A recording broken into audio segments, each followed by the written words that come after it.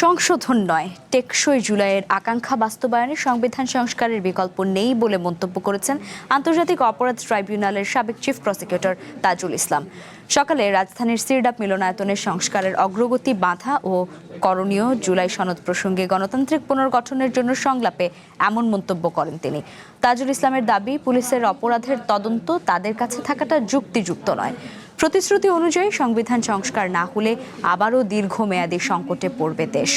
Supreme court সচিবালয় সহ বাতিল করা অনেক অধ্যাদেশ রাষ্ট্রের জন্য গুরুত্বপূর্ণ ছিল, বাতিল করে এখনো পর্যন্ত ভালো কোনো পদক্ষেপ দেখাতে পারেনি সরকার। ৬ দফা বলেন, 11 দফা বলেন, 69-এর গণ অভ্যুত্থানের আকাঙ্ক্ষা যেগুলো ছিল, সংবিধান যখন আসলে দেখা গেল ভিন্ন কিছু জিনিস এখানে ঢুকে গেছে এবং মূলত ভারতীয় সংবিধানের থেকে অনুপ্রাণিত হয়ে সেখানকার ল্যাঙ্গুয়েজগুলো আমাদের সংবিধানে এসছে। তদন্তের জন্য একটা স্বাধীন তদন্ত লাগবে সংস্থা, নইলে পুলিশ কখনো নিজের তদন্ত প্রপারলি করবে না, এটাই স্বাভাবিক।